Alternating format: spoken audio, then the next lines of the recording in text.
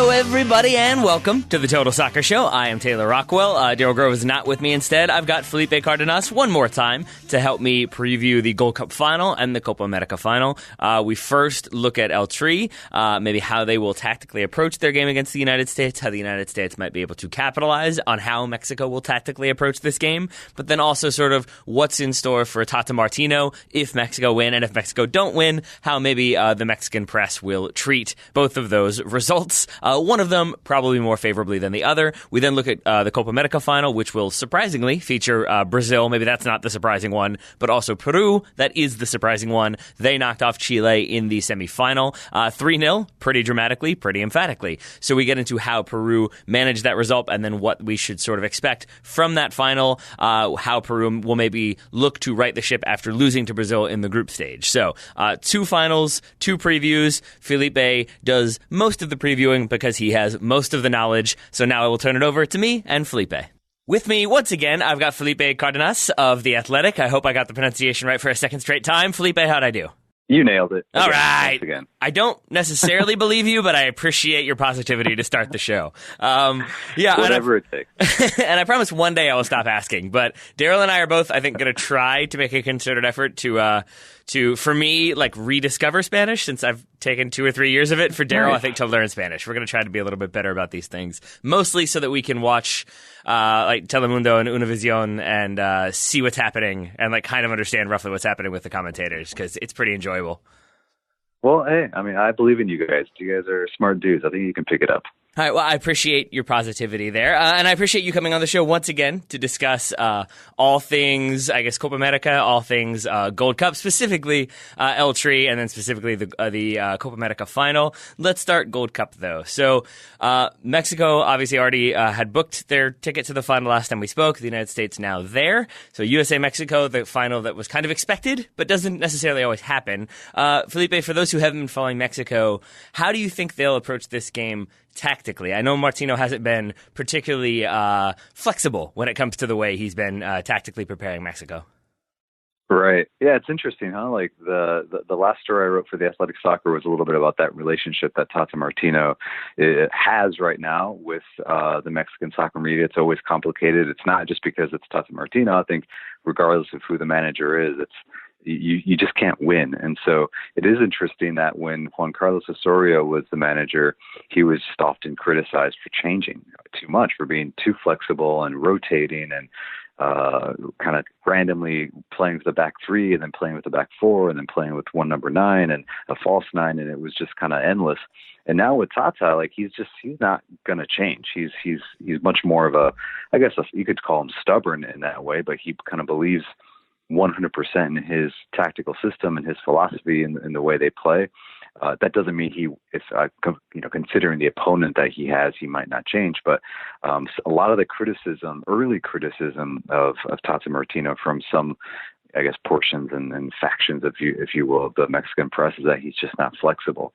That his 4-3-3 is what it is, even if it does kind of transform or morph into a 4-4-2, depending on what's happening in the game. But yeah, I don't think he'll change. I think the 4-3-3 is something that he said before he wants to perfect, and not just the formation, but the way each individual role really functions in that formation. He's spoken a lot about the importance of his holding midfielder, which is Edson Alvarez from Copa America, a player that's getting a lot of interest from European teams, namely Premier League teams. I don't want to compare, but I think he reminds me of I guess especially for you, Taylor, a Man United fan, like a Michael Carrick type of player. He's very smart on the ball. He has that size, kind of like that difficult matchup type size in central midfield. Very smart in just the way he moves with and without the ball, and he can tackle really well and distribute. So I think that's the key. And my interest is how Berhalter may see that role in Edson Alvarez is something that do you want to nullify that or not? So, but no, I think regardless of what the press says about Tata Martino not being flexible and kind of being somewhat predictable as well with the way he's come out in Gold Cup and even his substitution patterns. I don't think we'll see that change. I think he'll stick with what we saw in Haiti, which is probably the strongest lineup considering the roster that he has in Gold Cup. And some players like Rodolfo Pizarro is one of those guys that within that, quote unquote, rigid formation is a guy that has a lot of freedom and kind of is the creative player that can break up a lot of play. And if an opponent thinks that the 4-3-3 is going to function one certain way, Pizarro is the guy that kind of goes off and runs off script and can create a lot of havoc. So I think that's what we'll see from Mexico against the U.S. The same formation, the same lineup against Haiti. So then it sounds like if one of these two teams is going to be flexible or one of these managers is going to be flexible, it's probably going to have to be Berhalter necessarily. So what are some areas you think that he might adjust to kind of exploit? What are some areas where Mexico has maybe looked weak if you're an American fan and you want a slight glimmer of hope? Yeah, I think it will be Berhalter. But again, maybe not formation-wise. Maybe he feels also like he found something against Jamaica, because the first half against Jamaica was what I think a lot of U.S. fans wanted to see, a team that was a little bit more full tilt. They were very vertical. There was a little bit more intensity in just the way that they move forward, even off the ball. That was my criticism of the U.S., that I just felt like they were kind of jogging through the group stage. And expecting a matchup with Mexico, I was giving Mexico an advantage because they had been in these games already where they had to, really sell out and face an opponent that was going to play them, man to man, like face up like Costa Rica, and then go against a team like Haiti that gave them plenty to think about, plenty of scare. So mentally, I feel like Mexico is already there. And my concern for the U.S. is that they were still kind of just going through the motions and they weren't really challenged. But I think against Jamaica, they turned it on a little bit more, but definitely before the weather delay. And I think what Berhalter can do is, again, continue to allow Christian Pulisic to kind of do what he pleases. And because I think that's obviously it's a very good weapon to have. And I can guarantee that Mexico and Tata and his staff are probably very concerned about Pulisic and giving him space and allowing him to turn. Where is he going to be on the field? So I think if you play a player like Christian Pulisic wide, you're going to force most likely one of their fullbacks, Mexico's fullbacks, to defend and probably be a little bit more concerned about Christian being alone in space than attacking. I think though Tata will probably adjust and probably use one of his interior midfielders to keep an eye on Christian Pulisic. But if I were Berhalter, I would look to say, hey, when we transition, where are we going? What's the most likely area of the field that's going to be exposed? And it's probably going to be behind both of Mexico's fullbacks. And so again, I think that's somewhat the strength of the U.S. team as well. They have speed in wide positions, whether it's Areola, Pulisic, or Boyd. And so I think that gives Mexico plenty to think about. You mentioned Edson Alvarez earlier, the holding midfielder, Michael Carrick-esque holding midfielder. What will his role be, do you think, in this game? Is he just sort of sitting in, keeping the ball moving? Will he be involved in the defensive situation? If there's man marking, will he be involved there? Or is it more important for Tata and for Mexico for him to kind of have a freer role, even as a holding midfielder? Yeah, I think it's important for him to play with a little bit of freedom. I mean, obviously, because of the way that team attacks wide, they're often, Edson becomes like part of a back three because the wingbacks are just constantly pushing forward, and so you're left with two central defenders and that holding midfielder that kind of drifts in and out of the back three and to that first chunk of the midfield. And so Edson Alvarez is very important in the build-up play also. Like he's the guy that gets, he's the first guy that the central midfielders are looking to when they build from the back. And if Edson isn't on, then they're going to go directly to one of the flank players because that's kind of like their direct route forward. And so Berhalter has probably seen that as well, that you're going to have to pick and choose, or if you can do both, then you're going to be money. If you can nullify distribution to Edson Alvarez and at the same time force the central midfielders to have to, probably bypass the midfield line and not play through the wingbacks, they're going to have to play long. But Edson Alvarez is very important in build-up play, possession, tempo as well. And he's a brave player on the ball as far as how he possesses and how he distributes. He doesn't always play the easy ball, but he also knows that he's probably going to have alongside him two interior midfielders that are even more skilled and technical than he is. And Andres Cuadrado, it could either be Jonathan Dos Santos, or in my opinion, one of Mexico's best players and best young players, which is Carlitos Rodriguez, the 22-year-old out of Monterrey. Just every time he's on the field, he just kind of provides something. He can do both. He's a selfless and fearless defender, very good on the ball, a very modern number 8 that can get in the box and combine very well with creative players. So we'll see who starts there. He didn't start against Haiti, so Jonathan Dos Santos most likely will get the start. But Edson Alvarez, I think the one thing that he did not do against Haiti, and this is something that I read from Mexico that was somewhat critiqued, because he didn't get forward. It was as if the technical staff had told him, don't venture too far forward. We don't want to get caught on a counter. And because a lot of the narrative that we hear on the U.S. side is like Weston McKennie, like what kind of number 8 is he? He's a guy that can get in the box. He can break lines because he's kind of like that one midfielder that you're not sure what he's doing. He can play back, he can distribute, he can possess, he can attack. And Edson, I think, has that type of role. He's not probably as dynamic as Weston McKennie, but that holding midfielder role can surprise a defense because, if he starts to push forward, it's just one more man. That's where the numerical advantage comes. But I think his principal role is to sit in between the two central defenders, sit in that midfield pocket, distribute, and obviously be aware of any sort of potential threat from a counter and just snuff it out. So you may have just answered this. As Felipe is wont to do, he anticipates questions. He answers lots of questions that I don't even have to end up asking. But this is a slightly strange El Tri roster. No Chicharito, no Carlos Vela, no Gio Dos Santos, no Hector Herrera. So I was going to ask you who are maybe some of the lesser known but more important players for this team, or players that maybe U.S. fans haven't seen yet that they might want to keep an eye on. It sounds like you've answered that in the form of Edson Alvarez and also in the form of Carlitos Rodriguez. For sure, yeah. And I would add Rodolfo Pizarro as well. He's 25, I believe.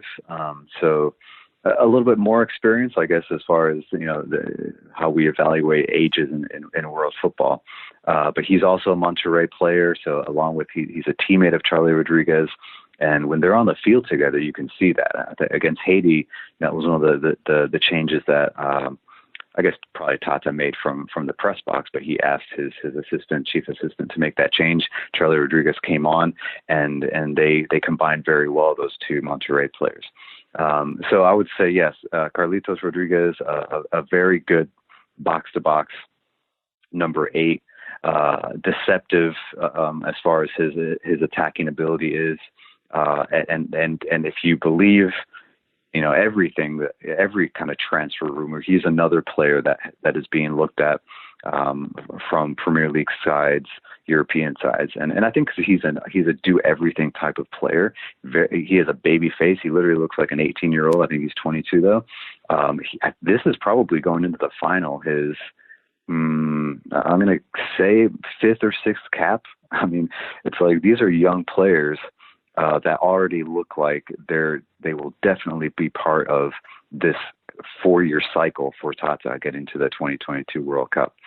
And then Edson Alvarez is a converted central defender from Copa America that, Tata saw something in him. He's like, he's the holding midfielder that I need.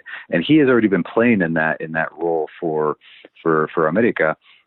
But again, like, one of the things that Tata tends to do well is really get the most out of his players and put them in positions where they can really use their talents. And so I think those two players are key. And I'll double down on Rodolfo Pizarro because I think he is somewhat unknown in even in this rivalry, the U.S.-Mexico rivalry. To your point, Taylor, like, the U.S. fans tend to know everyone that's on the Mexican team. When these matchups come up, you just know who's going to be there and who's important. And I think this is a mixed squad, but there are few players, like I mentioned, that Tata has already said these guys are very important to the national team. And Rodolfo Pizarro, who didn't start, I believe, until in the Gold Cup until Haiti because he was kind of nursing a knock. Before that game, Tata had been very public in saying, Pizarro is one of our most important players, and he's a 10. He's like a modern 10, but in Tata's system, he likes to play him wide and allow him to kind of drift in. He'll play him. He's a right footer, so he'll play Pizarro on the left, allow him to come in to the right. He's decisive. He's very confident on the ball. I think we talked about it last week. Who did I say that was arrogant? I forget who I said was arrogant, but he's one of those arrogant players, like he just has a lot of confidence in himself, especially when he's on the ball. These types of matchups, I think the more heated they are, the bigger he gets. He was like that against Costa Rica. He really excelled against Haiti. I think his final ball, the final product, is the one thing that I think Mexico is really looking for. But yeah, I would say Edson Alvarez, holding midfielder. Charlie Rodriguez, whether or not he comes in or doesn't, he's a player that makes a difference. And then Rodolfo Pizarro, their number 10, is someone that I think Tata and his staff really want to get going. Obviously, you can mention the number 9, Raul Jimenez, a $30 million striker for Wolves in the Premier League. Also worth mentioning, I'm still trying to remember who it was that you called arrogant, but I cannot. I forget. There's someone, I think it was someone from Copa America. Who knows? I'll remember. There are many options. There are many options there. Half of them, I think, playing for Brazil. But before we get to Copa America, I had one more question. It was Dani Alves. It was Dani Alves. That would make sense. See, there we go. Yeah. We got there eventually. Thanks, Brazil. Yeah.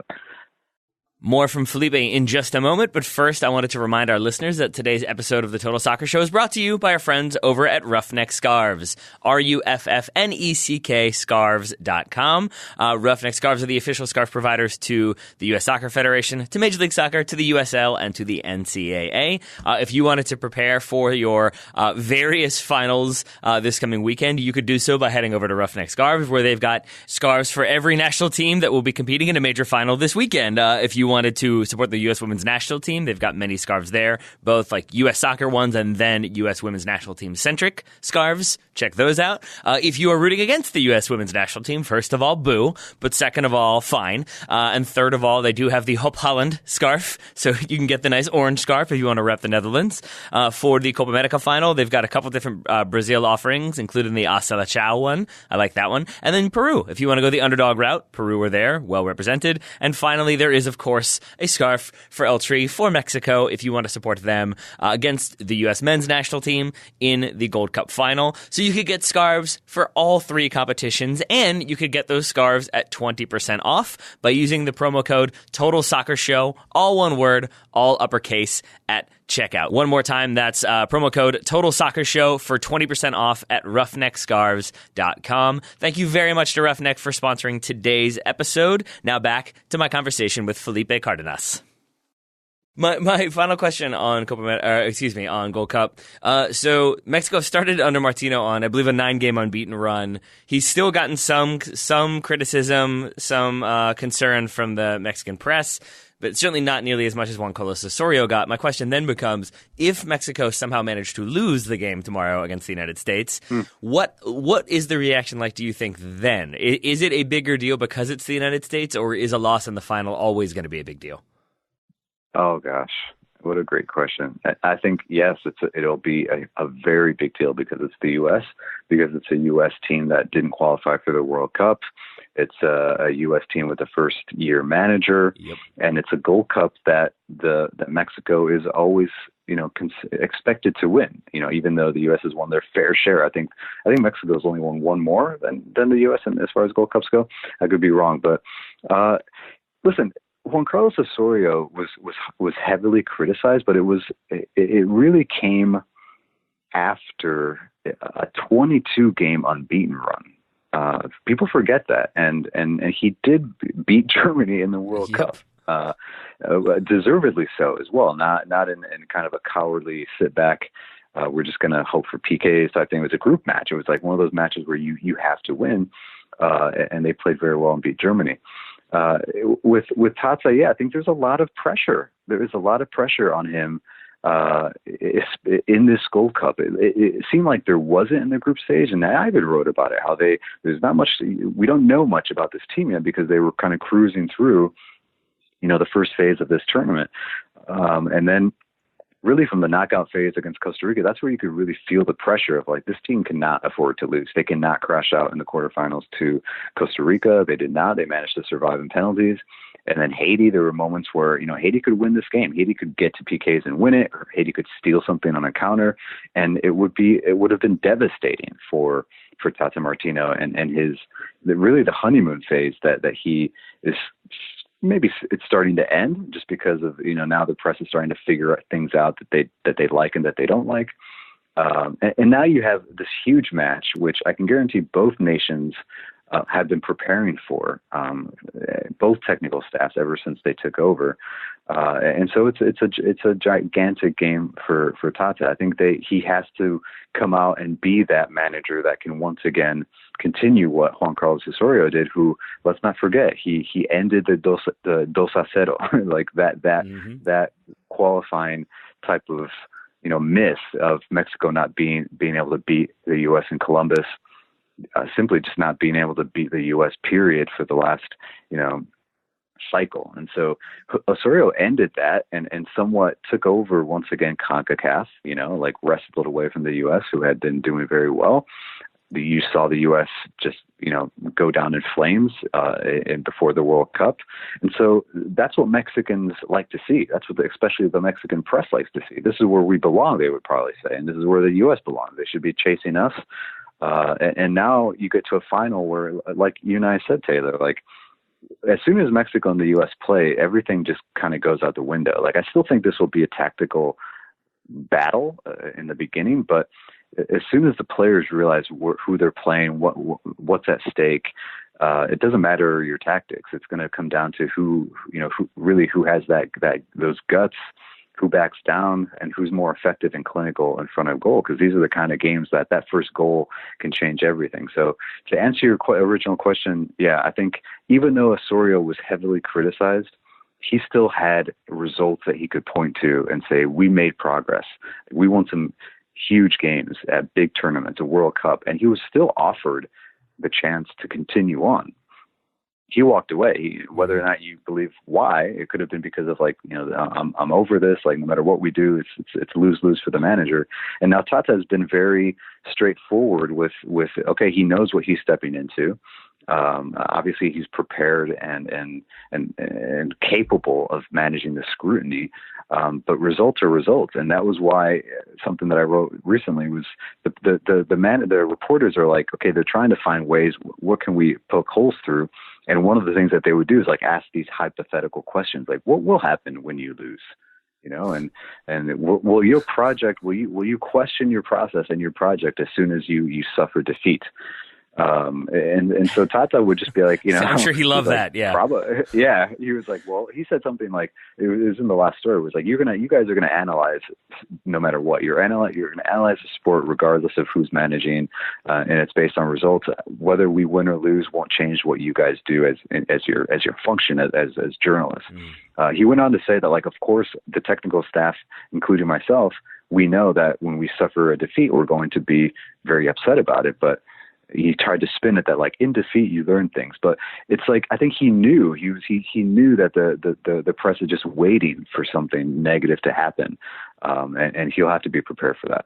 All right, so that final 9 p.m. Sunday evening. Felipe, speaking of time, how much more time do you have before? Are you flying out today for Chicago?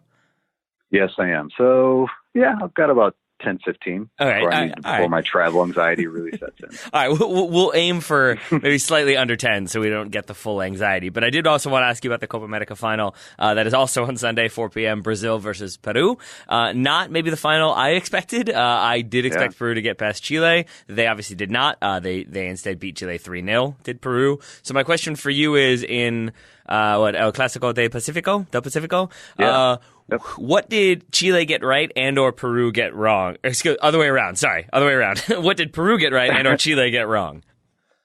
Yeah, that was a big talking point coming out of that game in both countries, and it was purely tactical. I think a lot of reporters focused on that. And I was very surprised. I thought Chile would kind of not walk over Peru, but kind of use that momentum from their victory against Colombia, where they were very tactically clean in that match against Colombia. Chile were, and in this case, it was very impressive because Peru flipped the script on them, and they employed a very like a suffocating high press in a 4-2-1-2-1 type of formation that Ricardo Gareca felt was one way of really, neutralizing Chile's 4-3-3, full tilt, vertical attack, and it worked. And so the high press was very important for Peru, and not throughout the game, but it was like they came on the field and just took over, and they pressed high. They had a midfield four block that was just, they played with knives between their teeth, really. Like they were focused on tackling. They tackled hard, but then they were very purposeful when they would recover and distribute. It wasn't just like, okay, we have the ball, now we're going to sit on it. They would just like get forward and go. And I think their first two goals were from midfielders crashing the box. So it's not like you had a compact midfield block of four that were just, trying to snuff out a counter. Like they were guys that were tackling, distributing, and getting forward. And so putting a lot of pressure on Chile, and they quickly took that 2-0 lead. And I think another thing that, the 4-2-1-2-1, you have a guy like Cueva who can do a little bit of everything. And then obviously just like one of the best number 9s in South America, Paulo Guerrero, that they would take advantage of kind of like the chaos that was going on in the midfield, and they would roam free and get on the ball in dangerous positions, inside the box. And just like they caused a lot of concern. And I think Chile just never really recovered. And their manager, the Colombian manager, Reinaldo Herrera, was very blunt in his post-game press conference when he literally said, my players were thinking about Sunday's final. Wow. And so I think that tells you a lot about where they were mentally. And it goes back to that criticism that we all have of Chile. I was watching that game like upset. Like, why didn't we get this Chile? Like, why didn't Colombia get this version? But because that's what we all think of them. It's like these guys turn it on when they want, and if they don't, then they try to score a Panenka in the 90th minute when they're down 3-0. That was ridiculous. And it's like that is Chile, like at their worst, and at their best, they can beat anybody in South America handily. And so full credit to Peru, because not only tactically were they very good, but on the mentality side, considering that this is a derby for them, that they're the underdog in these derbies typically.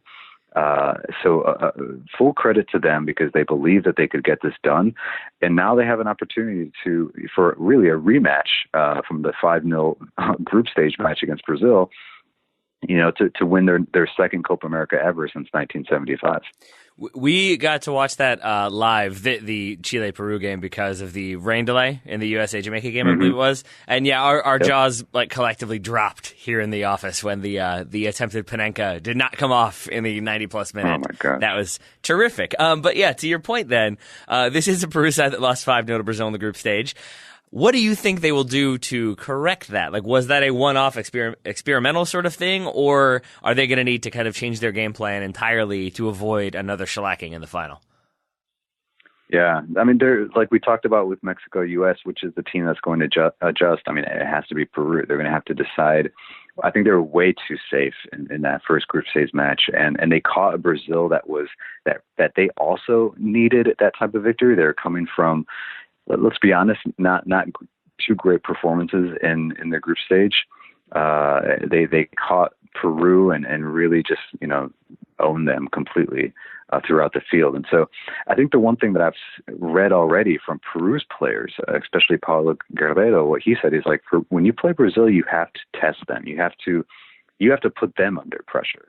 If you come out too conservatively, a team like Brazil can eat you up. They'll just take over the field. They'll back you they'll put you in your own box, and then you're in trouble from there. And so I think that's something that Peru did to Chile. They did not sit back. They were very forward thinking, and if they have the bravery to do that in front of probably 60,000, 65,000 Brazilians at the famed Maracanã, where everyone is expecting Brazil to lift that trophy. They could really make a game of it. This victory against Chile will probably give them plenty of confidence. But will Ricardo Gareca once again kind of be a little bit too conservative and pay for it? We'll see. I think Brazil has too much, really. They have too much firepower. They're at home. They just defeated Argentina. I don't think they're going to come into this game asleep. But again, I was deadly wrong about that same type of setup with Chile. I thought Chile would walk over Peru. So, yeah, it's not the matchup that people expected. It's not the dream matchup. I think people would have loved to see Brazil-Chile. But again, you're getting two very good sides, two technically gifted sides. Paulo Guerreiro, that is beloved by a lot of Brazilians. He plays for Flamengo in Brazil, one of probably the team in Brazil with the most support, and we're talking about a gigantic country. And so he's like a legend already in Brazil. It'll be an interesting kind of narrative for him as well. All right. Well, Felipe, I don't want to give you too much anxiety, so I appreciate you taking the time. I appreciate you taking extra time to help me get a better understanding of Mexico and then to preview Copa America. Yeah, you're off to the Gold Cup final. I hope that you get to ask I don't want it to be a happy Tata Martino because that means he's won, but I want you to get to ask a polite Tata Martino a question, and maybe you guys can be best friends again. We'll see. I know that it's funny because I've been asked this question this week, like, oh, did he remember you? And I'm like, yeah, he does. He's very good with faces. And when he was in Atlanta, he recognized all the local journalists, and it was kind of good to see them. I think in my case, he was surprised to see me like in Denver and Charlotte. He was like, wait, what? It just like would be that I would be the guy asking a question after one of these provoking questions. So it was funny. Like once he kind of like stared down a journalist and asked him and said, I don't agree with your narrative. You're wrong. The next question was me. And I was like, hi Tata, so it was funny that like after he took on like the barrage of like the Mexican press, it was like, hey, friendly face. And I want to ask you about tactics because that's what I do. So it was, I'm sure he'll be happy to see me if they win. If not, it doesn't really matter who's asking the questions. Yeah. If people are new to interviewing or asking questions, it's always better to go with the like, what was this or how did you do this versus so your team was bad. Why were they bad? Yeah. They don't really love that one, the coaches, not so much. So I'm glad that you've... Not so much. Yeah, Felipe, I know that's not a question you would ever ask because you ask good questions. You write great stuff, obviously, for The Athletic, and I'm assuming that's where we can find your coverage of the final on Sunday. Yeah, I'll obviously be concepting before the story, or before the game. I'm sorry, like what can happen, what's expected, and then sometimes with the way these things work, what you have planned to write can change, in a matter of seconds. So, but yeah, look out for a piece after the final on The Athletic Soccer, and yeah, don't forget to follow The Athletic Soccer as well on Twitter at The Athletic SCCR. And while we're throwing out Twitter names, yours one more time, Felipe. I am at Felipe Carr. There we are. All right. Well, thank you very much. Once again, safe travels. And again, I apologize for creating any anxiety. Hey, no problem, dude. Anytime. I love to be on the show. Well, we love you. So thank you, Felipe. Take care, man.